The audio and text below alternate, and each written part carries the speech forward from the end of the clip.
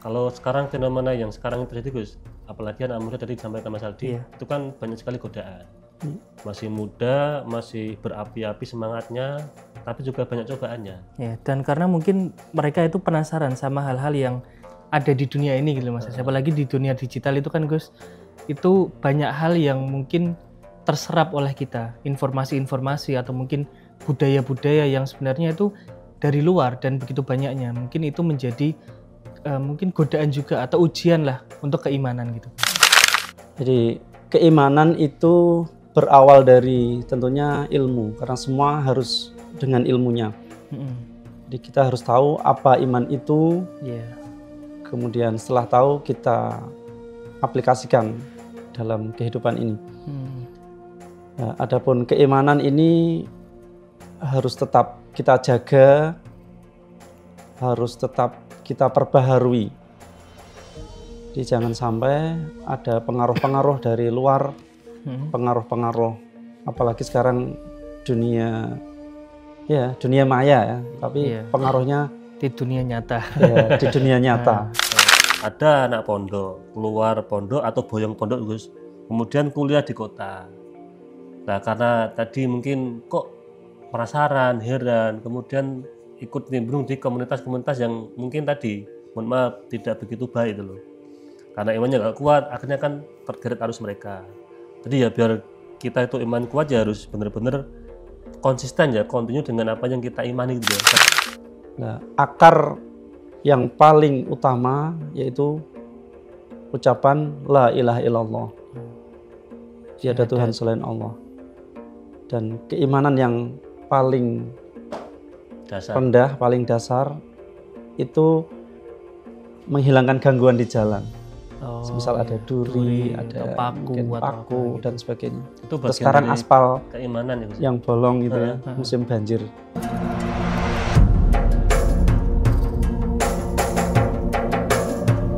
Assalamualaikum warahmatullahi wabarakatuh. Waalaikumsalam. Alhamdulillahirabbil alamin wa bihi nasta'in ala umurud dunya waddin sayyidina wa maulana Muhammadin wa ala alihi wa sahbihi ajmain. Rabbi shrahli sadri wa yassirli amri wahlul 'uqdatam min lisani yafqahu qawli amin. Pemirsa MCT TV, para penonton, sahabat ngopi dan pendengar audio dimanapun Anda berada. Pertama-tama mari kita panjatkan syukur kita kehadirat Allah Subhanahu wa taala yang mana pada kesempatan kali ini kita bisa berjumpa kembali di acara ngopi ngaji online perkara Islam. Kedua kalinya sholawat dan salam semoga tercurahkan keridhaan Nabi Agung kita Nabi Muhammad SAW. Semoga mahabbah kita kepada baginda Rasul dapat memudahkan hidup kita di dunia dan kelak di yaumil qiyamah kita mendapatkan syafaatnya. Amin amin ya rabbal alamin. Pemirsa MCT TV, para penonton, sahabat ngopi, dan pendengar audio dimanapun Anda berada, alhamdulillah kita bisa berjumpa kembali di acara ngopi ngaji online perkara Islam. Dan malam ini kita sudah sampai di episode yang ke-229. Nah, seperti biasa pada episode kali ini saat teman-teman ngopi saya ini ada Mas Aldi. Assalamualaikum Mas Aldi. Waalaikumsalam warahmatullahi wabarakatuh Mas Anies. Sehat Mas Aldi? Alhamdulillah sehat. Mas Anies gimana kabarnya? Alhamdulillah sehat. Oh, sehat beneran ini? Ya, walaupun agak serak suaranya. Karena ini juga batuk nih. Musimnya kan lagi musim ini. Iya. Nah, Mas Aldi kita ketemu lagi di acara ngopi. Nah, kira-kira malam ini tamu kita siapa Mas? Ya, ini beliau sudah lama kita nggak bersua dengan beliau Mas Anies. Yaitu Gus Ahmad Akrom dari Meranggen ya. Tepatnya di pondok mana Gus? Jenengan? Di Pondok Pesantren Darus Sa'adah atau tepatnya di Kompleks Futuhiyah Meranggen Demak. Oh, nggih. Nah, Gus Akrom sudah rawuh. Kira-kira malam ini kita bahas apa? Ya, ini mungkin kita melihat fenomena sekarang nih ya Gus. Itu kan banyak anak-anak muda itu yang kemudian imannya itu sering melemah. Jadi kemudian melakukan hal-hal yang mungkin dilarang agama atau mungkin membuat kerusuhan lah di masyarakat. Nah, kita akan membahas tentang masih pentingkah iman di zaman sekarang itu Mas. Ya, apalagi kan ini Gus ya, kan ada dalil itu kan iman itu kan jadi wayang Gus. Artinya kan bisa naik bisa turun. Nah, ketika kita masih muda, ini kan banyak sekali godaannya. Pertama di era digital Mas Aldi, kemudian pergaulan. Kan sekarang ada pergaulan bebas itu kan. Hmm. Itu juga kalau kita nggak hati-hati kan bisa terjerembab ke dalam kemaksiatan. Kemudian iman kita hilang, Gus.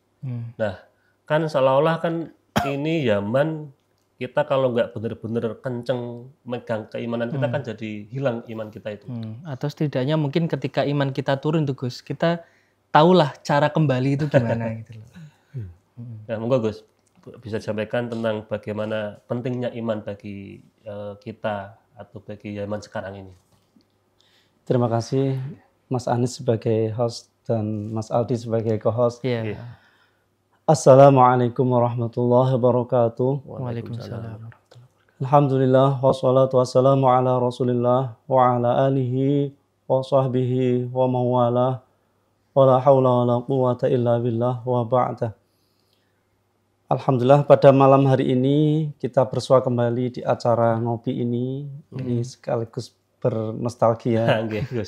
Beberapa episode kita ulangi kembali untuk kita bersama-sama membahas perkara Islam. Nah, pada malam hari ini kita mengangkat tema tentang keimanan. Jadi, iman itu adalah merupakan anugerah terbesar, nikmat yang paling utama di alam dunia ini adalah nikmat iman Islam. Jadi kalau seorang hamba kok diberi kenikmatan iman, berarti dia sudah mengantongi kenikmatan teragung dari Sang Maha Pencipta ini. Sangat disayangkan orang-orang yang mungkin tidak bisa membawa keimanannya dalam kehidupan di dunia ini. Jadi iman itu penting sekali Gus ya? Iya. Kalau sekarang fenomena yang sekarang itu terjadi Gus, apalagi anak muda tadi disampaikan Mas Aldi, itu kan banyak sekali godaan.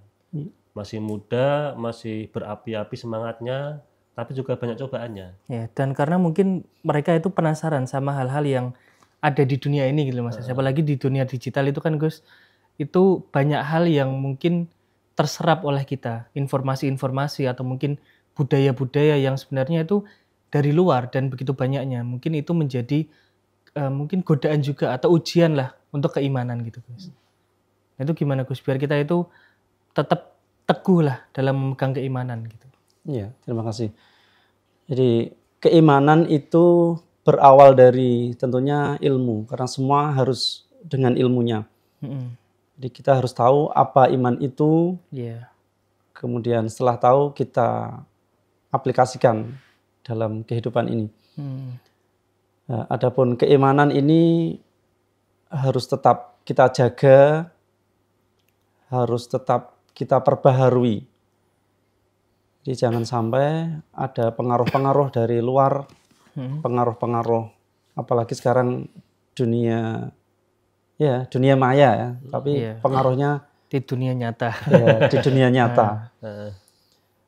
Jadi, kita sebisa mungkin memfilter. Nah, kita harus punya saringan yang kuat agar tidak terombang-ambing, agar tidak goyah keimanan ini.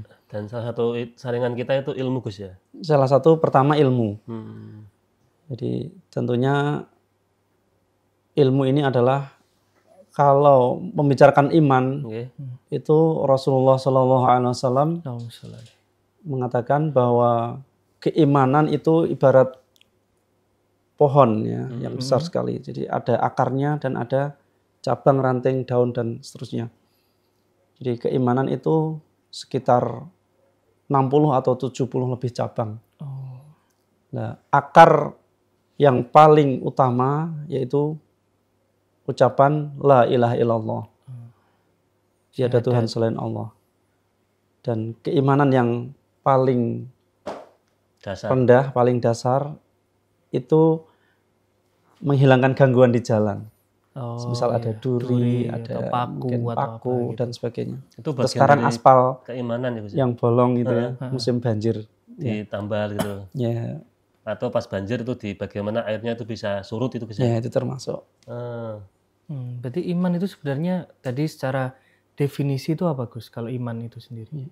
Kalau iman tentunya ada etimologi dan terminologi. Nah, secara bahasa itu amana yu'minu imanan. Jadi artinya keyakinan. Atau di situ ada i'tiqad. Kemudian kalau secara istilah itu pembenaran atau merasa kebenaran itu muncul dari hati, ya, diyakini dengan kuat. Kemudian diungkapkan dengan lisan, diucapkan dengan syahadat, ya, itu sebagai pembuka. Dengan lisan. Kemudian diaplikasikan dalam perbuatan, yakni dengan anggota tubuh ini, dengan melaksanakan apa yang menjadi koridor keimanan tersebut. Berarti iman itu sendiri sebenarnya sangat penting untuk tadi Gus, kayak bagaimana kita berperilaku atau bersikap gitu ya Gus? Iya. Berarti mungkin iman itu menjaga diri kita untuk melakukan hal-hal yang mungkin bermanfaat juga ya Gus, bukan hal-hal yang tadi melanggar syariat mungkin atau melanggar agama Islam. Gitu. Berarti gunanya iman itu sendiri seperti itu. Ya, itu salah satunya, benar Mas Audi. Jadi salah satu fungsi dari keimanan itu nanti bisa mendorong orang untuk lebih mendekatkan diri kepada Allah. Kemudian nanti muaranya menjalankan perintah dan menjauhi larangannya. Jadi manakala iman ini tertanam kuat, Mas Anis, nanti perbuatan-perbuatan atau perkataan-perkataan yang jelek itu bisa menyingkir dengan sendirinya. Kalau imannya kuat Gus ya? Kalau imannya kuat. Nah itu gimana Gus? Biar kita itu punya pondasi iman yang kuat. Karena kan kita mungkin kalau syahadat itu kan ya sudah hafal semua lah. Tapi gimana biar syahadat itu benar-benar menancap atau meresap lah dalam jiwa kita. Biar kita itu punya keimanan yang kuat. Itu gimana Gus caranya? Kayak tadi memperbarui iman. Nah itu gimana?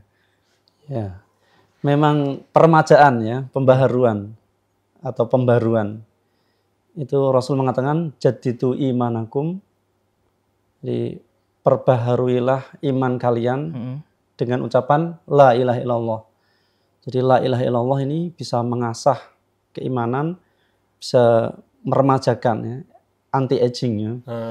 Jadi anti kalau penuaan ini. ya anti penuaan ya, anak-anak muda kan takut tua.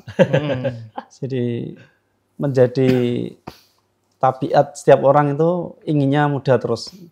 Dan memang sesuatu yang diperbaharui itu tentu akan kembali seperti semula ya, setelan pabrik. Kembali fresh gitu ya. Ya, refresh ya. Tapi kan kadang kalau misalkan nih Gus, tadi kan jadi itu imanakum untuk memperbarui keimanan dengan ucapan atau dzikir la ilaha illallah.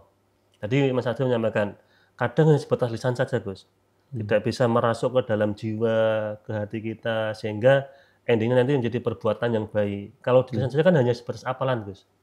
Bagaimana bisa masuk ke sanubari ke hati kita, kemudian juga nanti aplikasinya ke perbuatan baik itu gimana Gus? Biar jadi orang soleh gitu maksudnya. Ya.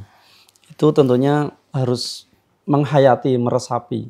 Jadi manakala dia berzikir, la ilaha illallah, tiada Tuhan selain Allah, tiada yang berhak untuk disembah kecuali hanya Allah, tiada apapun kecuali dengan kehendak Allah, dan seterusnya. Jadi misalnya mengucapkan 2 kalimat syahadat, nah ini sakti ya. Itu kalau orang-orang Jawa kuno dulu ada jimat kalimosodo. Iya. Itu ampuh ya. Itu bahkan bisa menundukkan hewan buas. Ya. Kalau sekarang bisa untuk benteng. Itu kalau dulu Gus. Kalau sekarang kan apakah bisa itu Gus? Bisa sebenarnya. Bisa. Nah, tergantung keyakinan masing-masing. Wa kullu man lam ya'taqid lam yantafi. Ya, orang-orang yang punya keyakinan akan bisa mengambil manfaatnya. Dan ini kalau dalam ranah kehidupan sekarang, masa kini ya, zaman now, mungkin ya tadi meresapi makna kandungan dalam kalimat tersebut. Dan tidak hanya itu, Hmm. mungkin dalam sholatnya, Ya, ibadahnya gitu. ibadahnya itu sholatnya jangan hanya Jungkit-jungkit. jengklat-jengklit Formalitas saja. formalitas saja ya. Jadi jangan hanya pepesan kosong.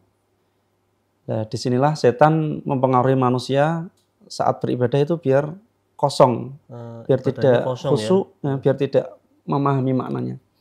Ya, jadi tidak merasuk peribadatan ini.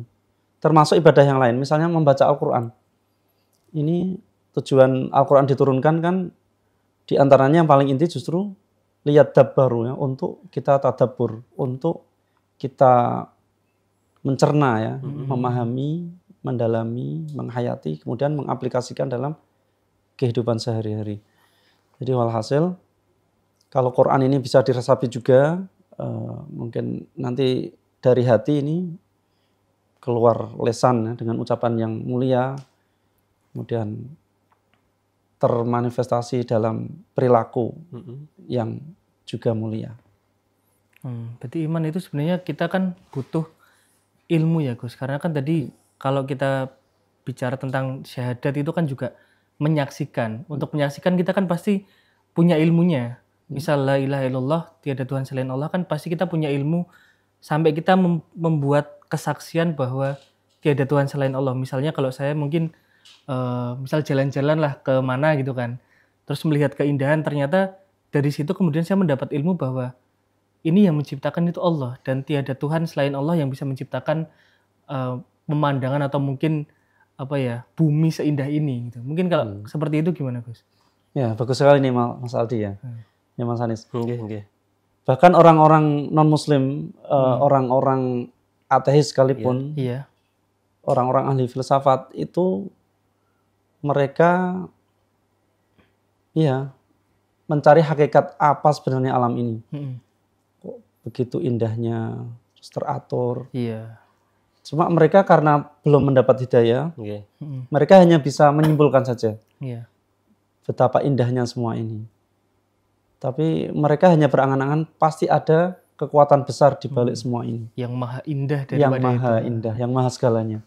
Nah, kalau kita umat Islam ya sebagai orang yang beriman ini telah menerima hidayah, maka langsung ketemu di balik layar ya, itu ada Allah Subhanahu wa taala.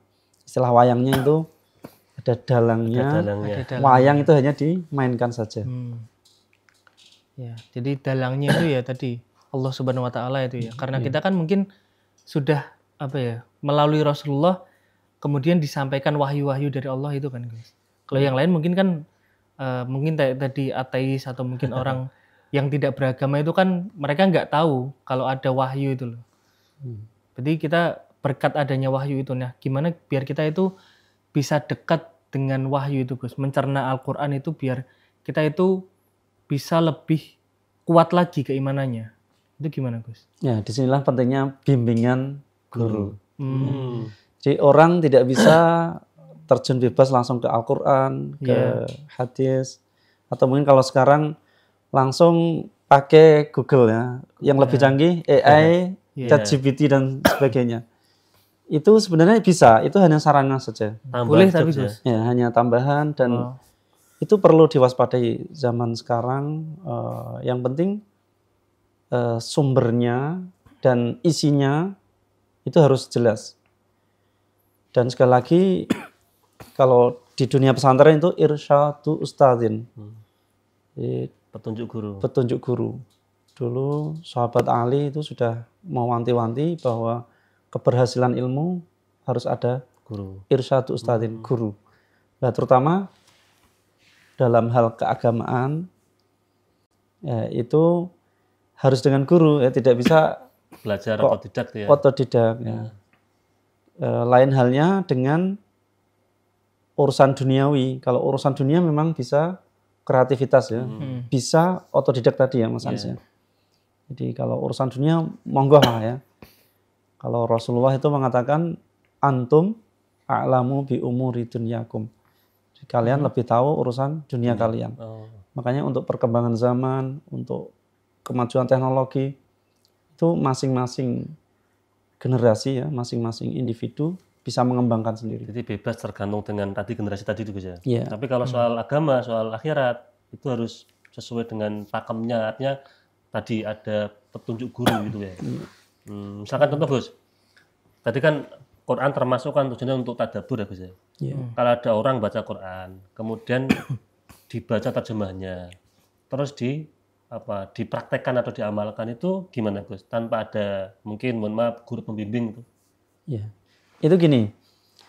Kalau sudah pernah dibimbing oleh guru, oleh mas ayah, ya berarti kita berangkat dari apa yang pernah mereka ajarkan. Jadi kita istilahnya tahu ya, oh ini rambu-rambunya, ini jalurnya, arahnya kemana. Jadi biar tidak tersesat, biar nanti tidak terjerumus ke, apalagi sekarang marak aliran-aliran yang menyimpang, sesat menyesatkan. Di walhasil kalau urusan keakhiratan itu memang kalau tanpa guru, nanti yang mengambil alih guru adalah setan. Ya, pernah dengar itu Gus. Jadi kalau misalkan kita itu belajar agama kok tidak disenatkan kepada guru, nanti yang ngajari itu setan misalnya. Gitu. Ini saya juga pengen membahas tentang guru ini Gus. Mungkin saya sedikit kayak devil advocate lah. Jadi kan gini Gus, ada mungkin beberapa anak muda yang mungkin fenomena sekarang juga adalah tentang guru lah. Anak muda itu mungkin sekarang agak enggak percaya dengan iman atau mungkin imannya menjadi lemah itu karena memandang sosok. Jadi gini, mungkin ada awalnya dia punya sosok panutan nih Gus, tokoh agama lah gitulah, yang dia jadikan guru. Cuman kemudian di tengah jalan ketika dia mulai belajar itu guru itu ternyata melenceng dari apa yang menjadi nilai-nilai moral yang dia yakini gitu Gus. Misal ada guru-guru yang melakukan, mohon maaf, ada yang pencabulan, ada yang mungkin dia melakukan hal-hal yang sebenarnya itu melanggar nilai moral manusia lah. Nah itu gimana Gus? Kadang kan kita kemudian mengalami kekecewaan dan akhirnya iman kita jadi turun. Akhirnya kita menjadi kecewa dan nggak mau beriman lagi bahkan nggak hanya tadi, kadang juga nggak mau ibadah, putus asa terhadap agama Gus. Karena tadi mungkin kesalahan ketika mencari seorang guru yang ketika terjadi masalah di gurunya itu imannya jadi hilang. Nah, menghadapi fenomena seperti itu gimana Gus? Ya, tepat sekali ya. Makanya saat kita ingin menuntut ilmu, kita kan diberi pilihannya. Kita mau menuntut ilmu kemana, dengan siapa, ya, gurunya ini harus jelas. Seperti tadi Mas Anis bilang, sanadnya harus jelas. Kemudian guru ini sebisa mungkin yang ya mungkin kalau mencari yang kamil zaman sekarang susah. Ada tuh Pak, jarang dan susah. Tapi setidaknya mendekati. Jadi sosok guru atau dalam tanda kutip yang syekhun kamilun itu memang susah ya untuk zaman sekarang. Cuma masih ada dan masih kita ketemukan. Jadi bisa kita saksikan ya di beberapa tempat itu untuk guru-guru yang bisa kita jadikan pegangan panutan itu banyak. Ya. Cuma gini, kalaupun karena mereka tetap manusia ya, guru juga manusia, ustadz juga manusia. Para nabi saja kadang-kadang terpeleset ya, melakukan sedikit kekeliruan, tapi dalam batas ya, dalam kemaksuman, dalam koridor pengawasan Allah dan bimbingan Allah langsung. Jadi kalau manusia itu masih wajar, artinya selagi bukan oknum loh ya, selagi itu hanya terpeleset ya, kita sebagai murid kita harus punya tadi ya filter ya. Dulu itu ada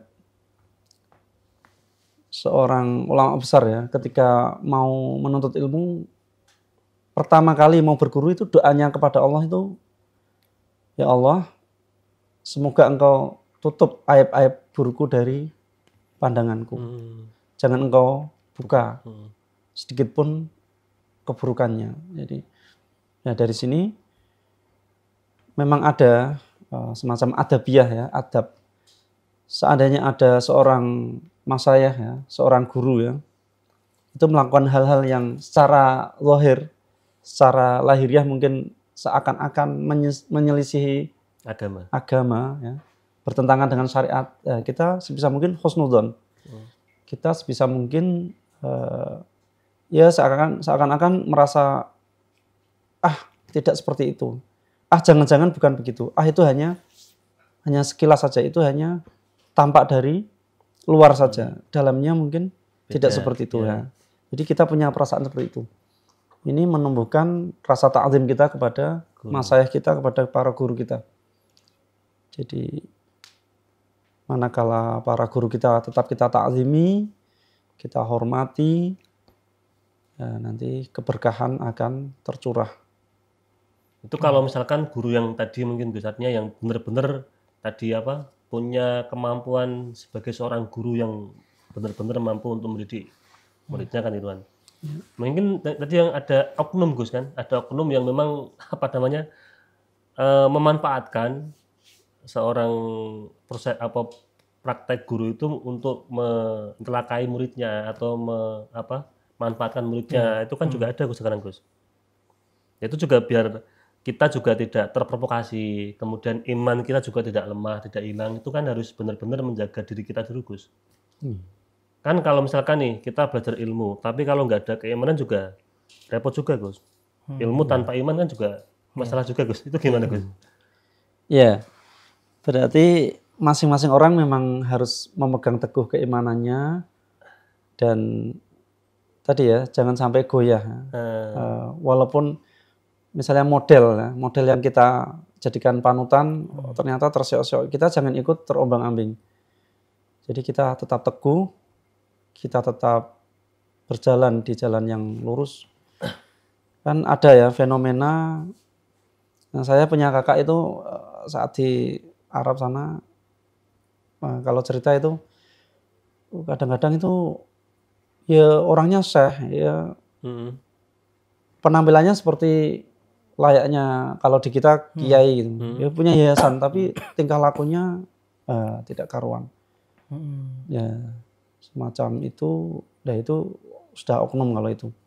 Kalau mungkin kalau di Indonesia ya itu mungkin ada, cuma ya tadi ya, kalau niatan dari awal sudah seperti itu berarti itu oknum ya, memanfaatkan mungkin lembaganya atau memanfaatkan institusinya, profesinya.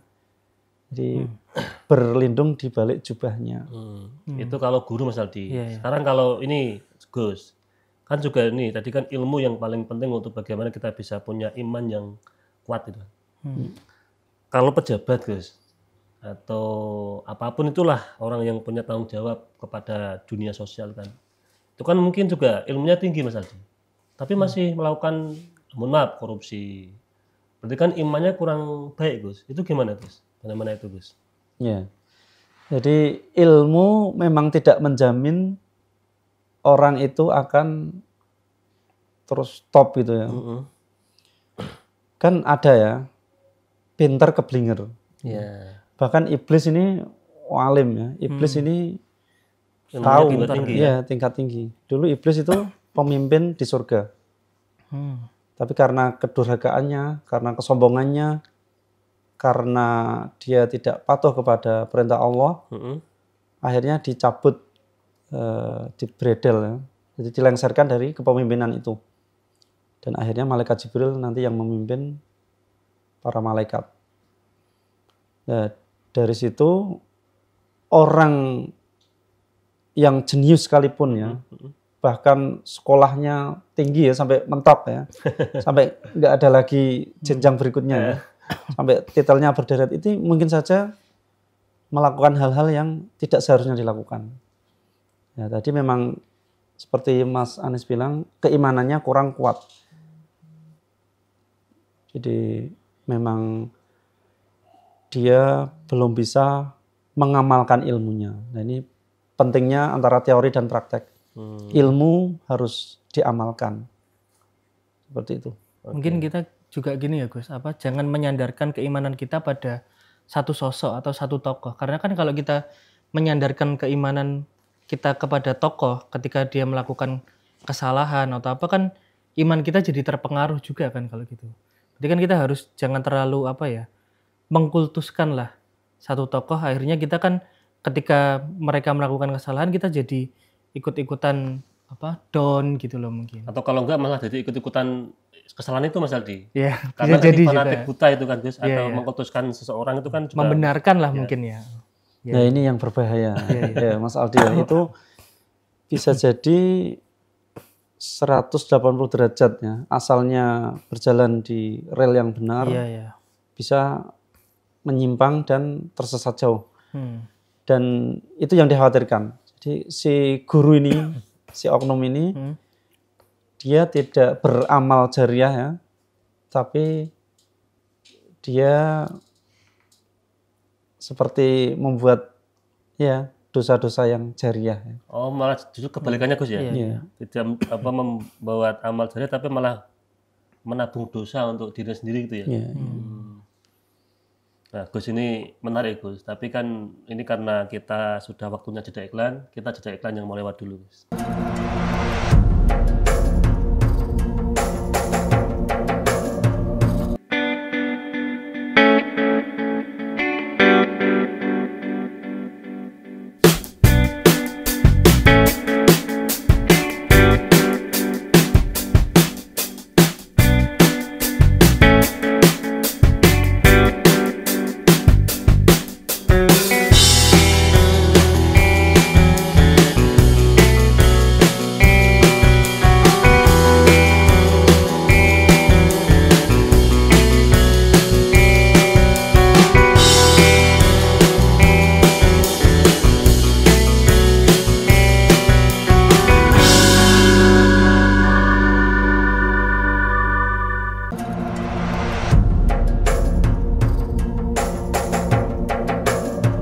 Pemirsa MCT TV, para penonton, sahabat ngopi, dan pendengar Radio Dai dimanapun Anda berada, kita kembali lagi di acara ngopi ngaji online perkara Islam.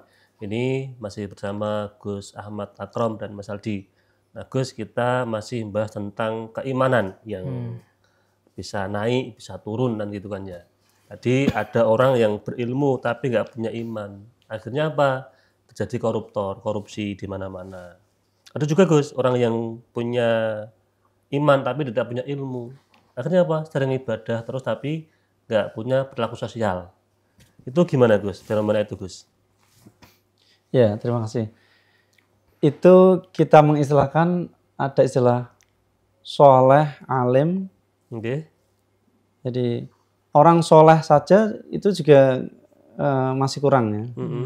Tanpa Jadi, ilmu itu. ya tanpa ilmu. Jadi dia hanya melulu ibadah, dia nggak punya bekal ilmu, pengalaman dan sebagainya, apalagi bersosial. Nah, sebaliknya juga orang yang hanya alim saja, tapi tidak soleh.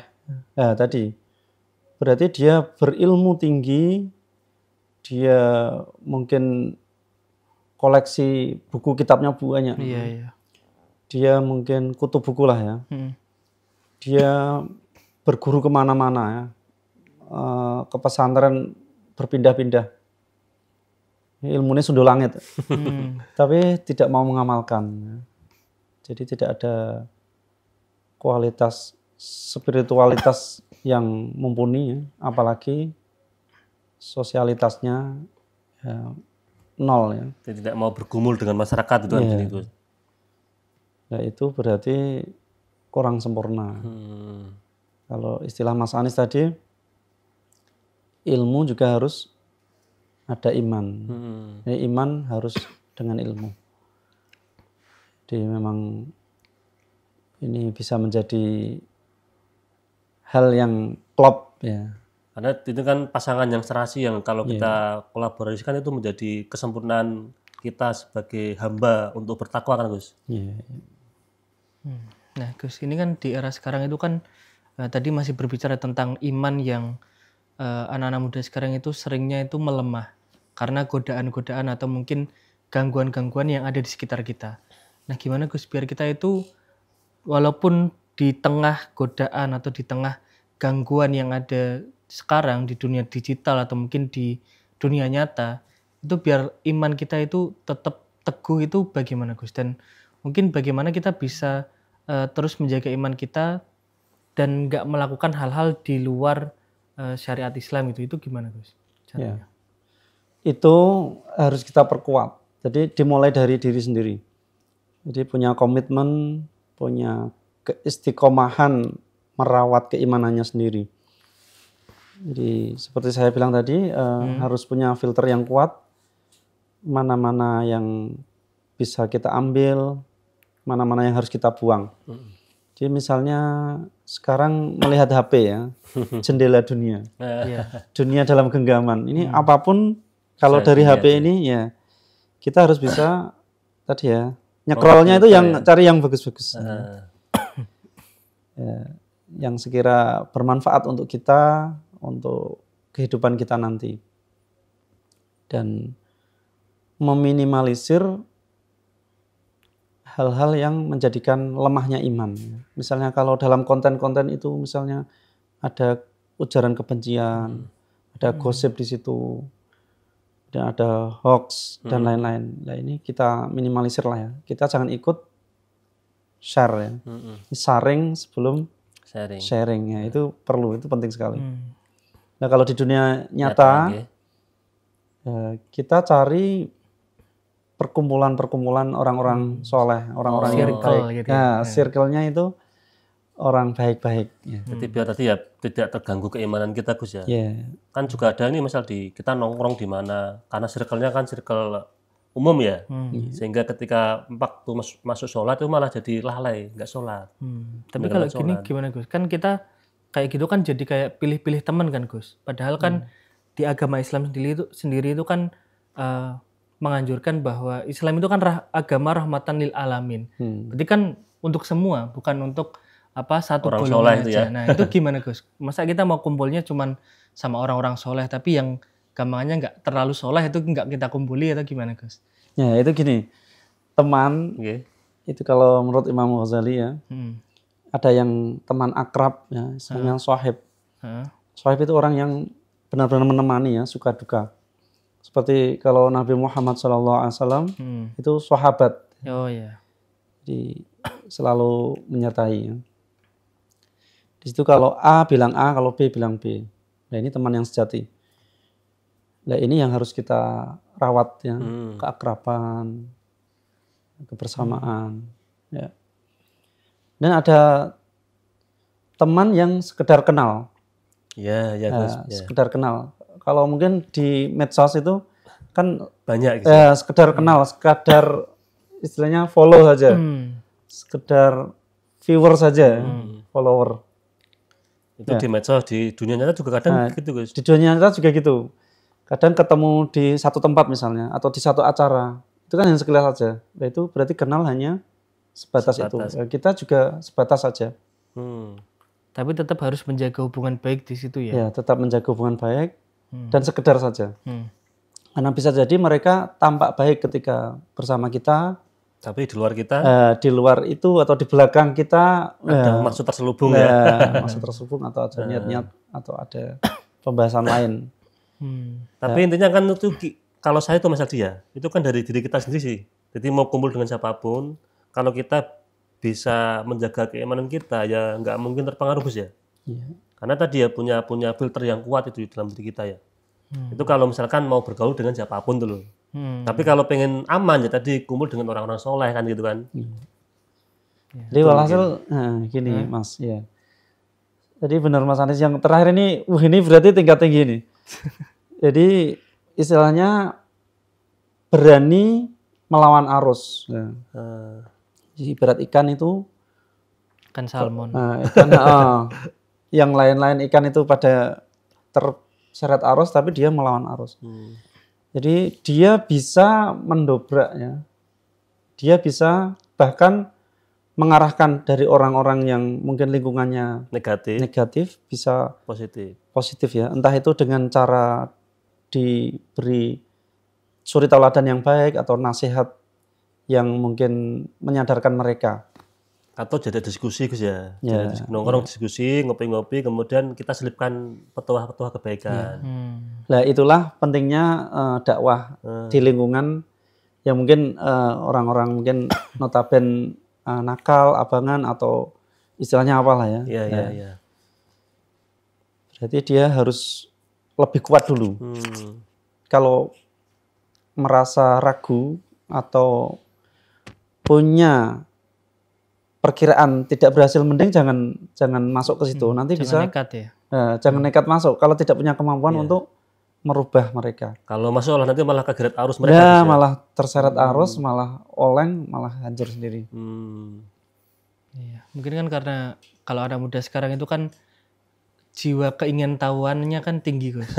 Kayak misal jadi ada teman-teman ya mungkin dulu circle-nya nggak terlalu seperti itulah, alim-alim gampangnya. Cuman ketika keluar dari pondok, terus di kota besar itu kan kemudian bertemu dengan orang-orang yang sebenarnya tuh nggak kayak teman-temannya dulu. Ya tadi yang mungkin beda agama atau mungkin ada yang beda kebiasaan atau budaya. Nah itu kan kadang kan kita itu jadi gumun dan kemudian penasaran.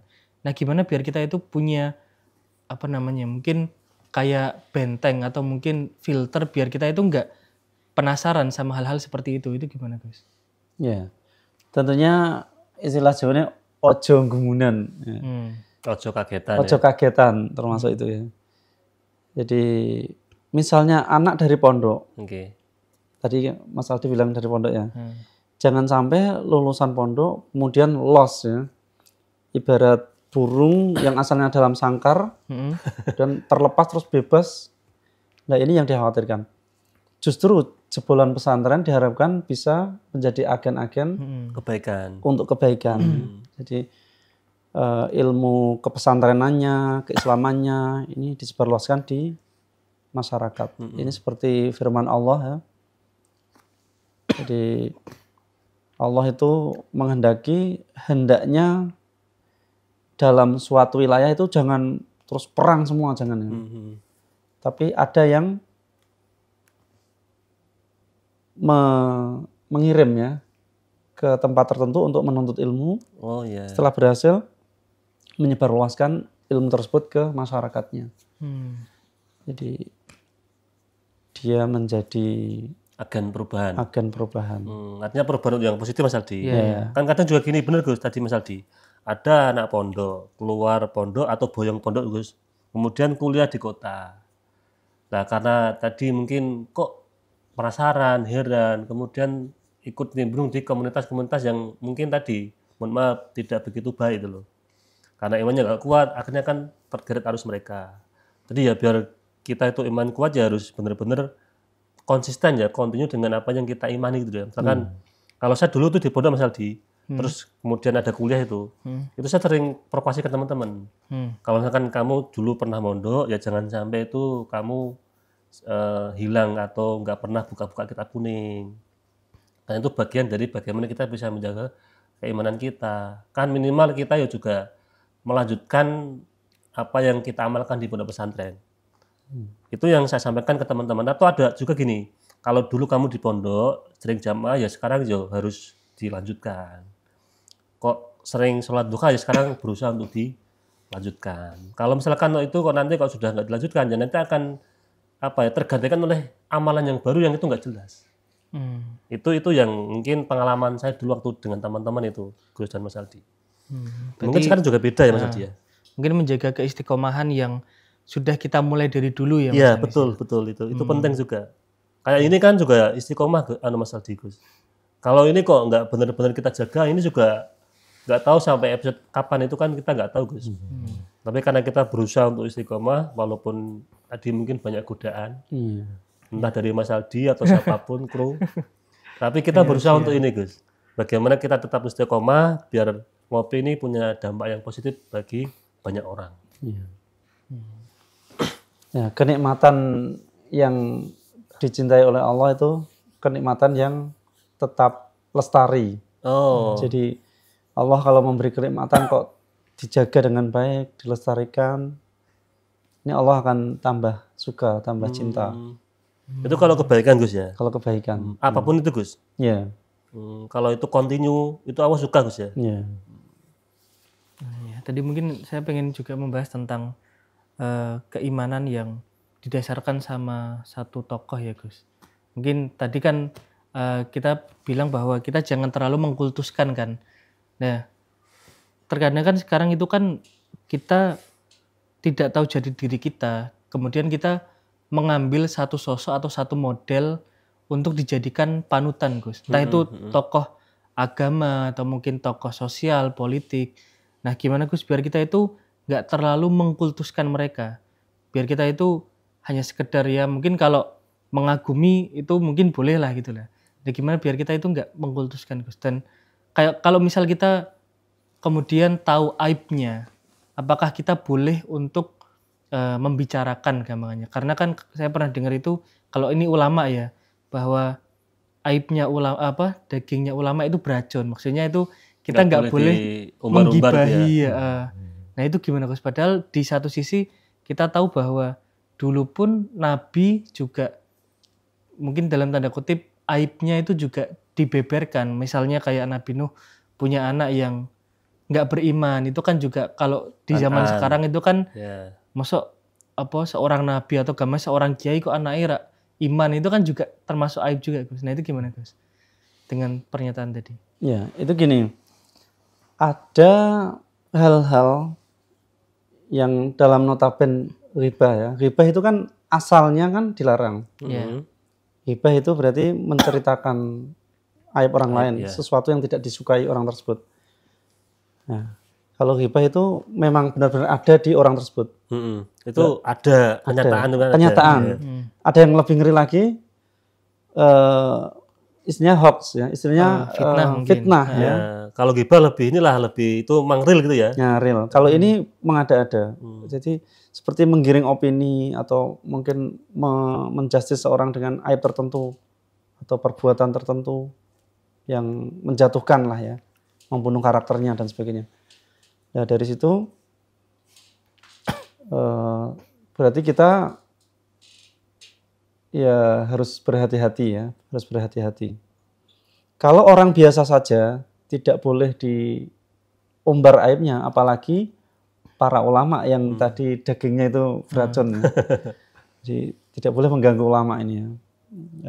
Tidak boleh menyakiti. Tidak boleh mungkin.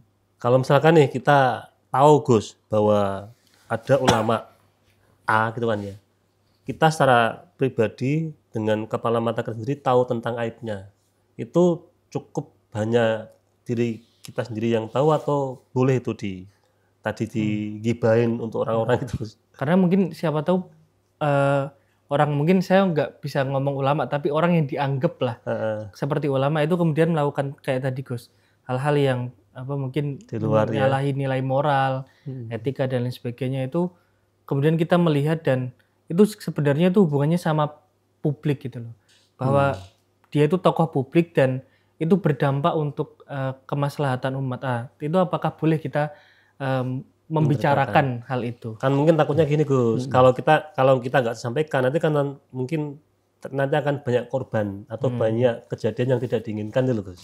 Iya, saya teruskan. Tadi sebenarnya masih koma ya. Monggo. Jadi boleh riba, boleh menyampaikan tanda kutip keburukan orang lain ya. Itu semisal dia melakukan dengan terang-terangan. Jadi maksiat yang terang-terangan boleh kita viralkan bahkan boleh ya. Itu ada ketentuannya. Termasuk lagi misalnya membuka aib orang dalam rangka mencari keadilan. Misalnya kita mencari keadilan di pengadilan di pengadilan itu nggak apa-apa. Misalnya lagi menunjukkan keburukan biar menjadi warning ya, menjadi rambu-rambu tadi ya, Mas Anis ya. Biar tidak sampai terulang dan sebagainya. Ya tentunya dengan memakai bahasa yang pas ya, dengan memakai mungkin kode etik dan sebagainya. Dan ada lagi, boleh itu misalnya untuk membedakan, itu nggak apa-apa.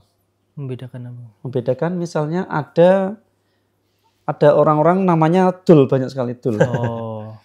Ya, ada satu yang mohon maaf ya, misalnya tompel. Iya. Dul tompel kayak loh. Nah, jadi meskipun dia punya tompel, jadi disebutkan tompelnya ini nggak apa-apa. Ya. Walaupun itu aibnya kan? Walaupun aibnya, karena ini untuk membedakan dul-dul yang lain. Ini nggak apa-apa. Ya, yang penting jangan ada niat untuk mengejek atau untuk itu kalau bahasa nahwunya tuh alam lakob ya, untuk alam paraban itu ya. Kalau paraban kan tidak harus ada. Kalau lakob itu julukan, bisa jadi itu nggak ada. Bisa jadi ada, bisa jadi enggak. Misalnya dulu ada Syekh Hatim Al-Asom. Itu padahal ulama besar, tapi mendapat julukan Al-Asom. Dan itu melekat sampai sekarang. Meskipun beliau sudah wafat. Al-Asom intinya orang yang tuli. Oh, iya. Itu sejarahnya kan ada seorang wanita cantik yang sowan ya, bertanya kepada Syekh Hatim tersebut. Yang kentut atau lah, terus kepentut-pentut ya, kentut besar, terus lah Syekh Hatim ini menjaga biar perasaannya. Ya, menjaga perasaan si perempuan ini biar tidak malu. Kemudian pura-puranya apa tadi? Tolong diulang yang keras, diulang. Tidak begitu jelas ya, tidak begitu dengar. Ya, akhirnya setelah diucapkan dengan keras, terus perempuan ini woro-woro ya memviralkan bahwa oh ternyata Syekh Hatim itu tuli ya, Al-Asom. Akhirnya predikat ini melekat. Jadi malah terkenalnya Al-Asom ini. Gara-gara tadi padahal niatnya kan pengen apa ya, menjaga perasaan orang yang sowan tadi ya, terus. Dan itu lakob, dan itu dia tidak tuli. Ya. Jadi kalau lakob itu bisa jadi hanya julukan saja. Itu bisa jadi. Ya. Kembali lagi mungkin ke keimanan, Gus. Nah, keimanan itu kalau misalnya nggak ada pada diri seseorang, itu sebenarnya ada dampaknya enggak sih, Gus? Maksudnya ada dan tiadanya iman di dalam diri seseorang itu ada dampaknya enggak, Gus? Kira-kira. Dampaknya banyak sekali. Kalau orang punya iman, dia cenderung positif lah ya. Ini iman yang kuat ya. Iya. Jadi kesehariannya mencerminkan hal-hal yang baik. Ya. Jadi terdorong untuk tadi ya melakukan ketaatan kepada Allah, menjauhi kemaksiatan. Jadi kalau Rasul mengatakan itu orang yang mencuri bahkan berzina itu berarti keimanannya sedang turun atau sedang hilang. Jadi mustahil kalau orang beriman kok dia mencuri atau berzina. Ya disitulah bercokolnya iman dengan kuat ini akan mempengaruhi perilaku individu tersebut. Tapi juga ada loh Gus, misalkan nih ada orang mungkin tidak punya iman malahan, orang agnostik atau orang apa tadi ateis itu kan nggak punya iman, tapi kan juga mungkin rajin berbagi, mungkin juga perilakunya juga dengan sesama juga baik-baik saja. Itu gimana Gus? Kan juga dalam diri kita manusia kan ada nurani, yang itu juga mungkin tidak ada sangkut pautnya dengan keimanan, tapi punya nilai kebaikan untuk masyarakat itu gimana Gus? Ya benar sekali. Jadi fenomena sosial ya, itu kadang ada orang-orang tertentu yang memang punya karakteristik yang bahkan jauh lebih baik daripada orang yang pada umumnya ya. Lebih-lebih mengaku iman. Kadang lebih baik daripada mereka. Dia mungkin lebih dermawan, lebih suka menolong orang, betul, murah senyum. Kemudian kalau diberi tugas ya, diberi amanah, langsung dilaksanakan dan dia bisa dipercaya. Ya, ada orang-orang seperti itu ada. Tapi tadi mungkin, mohon maaf, secara agama minim sekali kan itu kan. Artinya nggak pernah sholat macam-macam itu loh. Itu gimana Gus? Itu kalau orang statusnya non Muslim alias tidak punya iman dalam hatinya, berarti nanti dia amalnya itu di akhirat percuma. Mardudatun, tertolak. Jadi meskipun dia baik sekali akhlaknya, dia sangat care ya terhadap semua ya misalnya. Dia kemana-mana itu menggaungkan apa persatuan, persaudaraan dan sebagainya. Itu di akhirat nanti amal seperti ini tidak ada gunanya karena dia tidak mengantongi iman. Tidak punya lisensi. Ya, tidak punya lisensi untuk masuk surga. Jadi ibaratnya amal kebaikannya itu seperti nak wong Jawa amun-amun. Jadi apa tuh Gus? itu seperti aneh-aneh. Jadi kalau kita lihat cahaya dari jendela yang masuk, seperti ada butiran-butiran yang berterbangan. Nah itu amal-amal orang kafir. Itu kalau yang non-muslim. Non-muslim. Kalau yang tadi muslim Gus, misalkan contoh ada orang Islam tapi Islam KTP. Tapi tadi baiknya bukan main. Sholatnya setahun 2 kali. Sholat Id. Tapi tadi rajin berbagi, suka menolong. Kalau ada tugas dari Pak RT atau dari Pak RW itu langsung satset itu gimana Gus? Itu muslim ya? Muslim. KTP. Islam tapi KTP. KTP, iya. Dia ya masih mending mengaku Islam dan KTP-nya Islam, perilakunya baik, cuma ibadahnya seperti sholat nggak ada. Puasanya juga mungkin bohongan ya, di luar aja ya. Ya berarti untuk kebaikannya ini akan ada pahala tersendiri. Untuk kewajiban yang ia tinggalkan tentunya ada dosa sendiri. Dosa tersendiri. Tinggal nanti bobotnya banyak gitu sih. Apalagi itu kan yang ditinggalkan adalah hal-hal yang wajib kan Gus. Berarti kan nanti mungkin di setiap itu ada balasannya sendiri ya.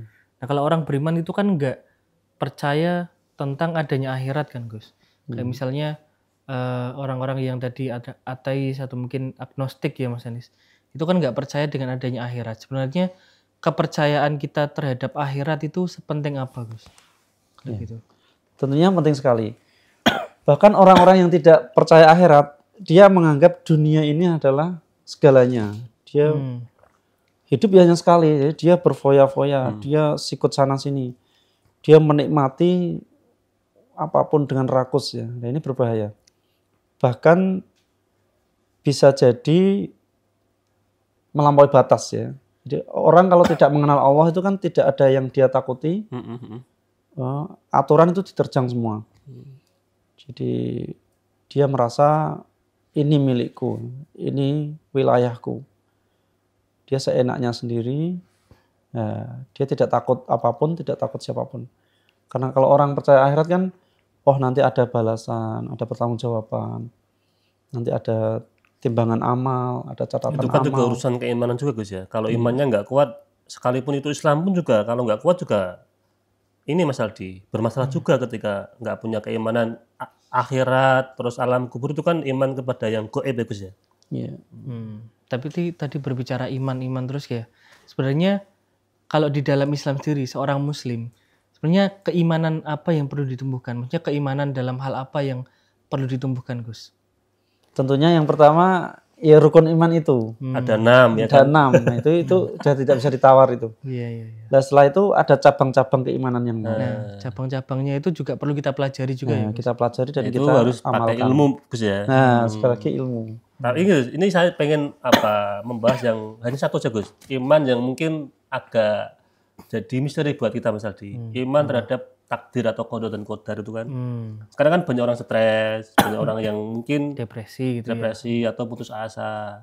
Itu kan karena tadi ada guncangan dalam dirinya, kejiwaan atau dalam kaidah lain ada keimanan yang lagi hilang atau turun. Nah, gimana kita bisa percaya dengan qada qadar Allah itu Gus? Itu gimana Gus? Ya. Dalam mengimani qada dan qadar ini ada 4 unsur ya. Jadi yang pertama al-ilm. Ilmu. Jadi, ilmu. Kita harus tahu bahwa Allah ini pengetahuannya adalah mulai yang dahulu sampai yang akan datang, tak terbatas. Dalam segala hal. Terus ada al-kitabah. Artinya segala peristiwa, segala makhluk bahkan itu semua sudah tercatat dalam Lauhul Mahfuz. Jadi kalau Rasul mengatakan, ini dalam hadis sahih ya, riwayat Imam Muslim, 50.000 tahun sebelum menciptakan langit bumi, Allah menulis takdir semua makhluk dalam Lauhul Mahfuz. Jadi semua sudah ada skenario, tinggal berjalan itu. Itu yang kedua. Yang kedua. Berikutnya Gus, ada Gus. Kemudian yang ketiga, masyiah. Masyiah itu kehendak Allah. Jadi segala takdir itu berdasarkan kehendak Allah. Jadi kalau Allah menghendaki, maka pasti terjadi. Jadi suka-suka Allah gitu ya? Ya, suka-suka Allah. Artinya kalau tidak menghendaki, ya tidak akan mungkin terjadi. Kemudian yang terakhir itu, di situ tadi ada ilm, Alkitabah, sama masyiah. Nah, yang terakhir ini. Apa Gus? Terakhir ini bahwa segalanya ini Allah lah yang menciptakan. Jadi ada al-khalq namanya. Yang keempat ini khalq. Allah menciptakan makhluk sekaligus perbuatan amaliyahnya. Takdirnya. Itu semua Allah yang menciptakan. Makhluk termasuk itu apa aja ya? Ya. Ada manusia, ada hewan dan sebagainya. Termasuk benda-benda yang canggih-canggih ini Allah sudah memang menghendaki. Walaupun lantarannya dari manusia. Dari orang-orang jenius ya, dari kreativitas. Tapi endingnya tetap dari Allah Gus ya? Dari Allah. Allah memang menghendaki alam dunia ini semakin mudah, semakin terbuka lebar. Karena kalau kita nggak iman sama qada dan qadar atau takdir itu ya Mas Anis. Mungkin kan kadang kalau kita sudah berusaha lah untuk mengumpulkan harta sebanyak-banyaknya, terus tiba-tiba sakit. Akhirnya kita nggak menikmati itu kan. Dan di situ kan pasti orang yang nggak punya iman kayak nggak punya tujuan. Jadi kayak waktu itu Mas Aldi, ngumpulin harta atau kerja sibuk-sibuk tapi tahu-tahu mati gitu kan ya. Itulah rahasia takdir. Takdir dirahasiakan agar kalau dia mendapat kenikmatan ya tidak terus congkak sombong. Tapi kalau terlewat, gagal, dia tidak putus asa, tidak terus bunuh diri dan seterusnya. Ya, karena dia punya tujuan dan punya keimanan terhadap hari akhir dan akhirat nanti juga kan. Kalau orang yang nggak percaya akhirat kan dia mikirnya kalau sudah mati ya udah gitu loh. Ya, itu. Sia-sia akhirnya apa yang dia kumpulkan, yang dia mungkin sudah kerja keras akhirnya kan sia-sia gitu. Ya. Nah, Gus, ini menarik kita bahas tentang keimanan, apalagi takdir ya. Kita kan itu dari misteri kan, Mas Aldi nanti jodohnya siapa, kan itu misteri juga Gus. Tapi karena waktu Gus ini terbatas, mungkin ada closing statement tentang tema malam ini, bagaimana kita bisa menjaga keimanan dengan baik sebelum kita tutup, monggo Gus. Ya, terima kasih. Jadi iman harus kita pupuk, harus kita kuatkan. Jadi bahasa Rasulullah, jaddidu imanakum. Mari kita perbaharui, kita remajakan keimanan ini biqouli la ilaha illallah, dengan zikir la ilaha illallah.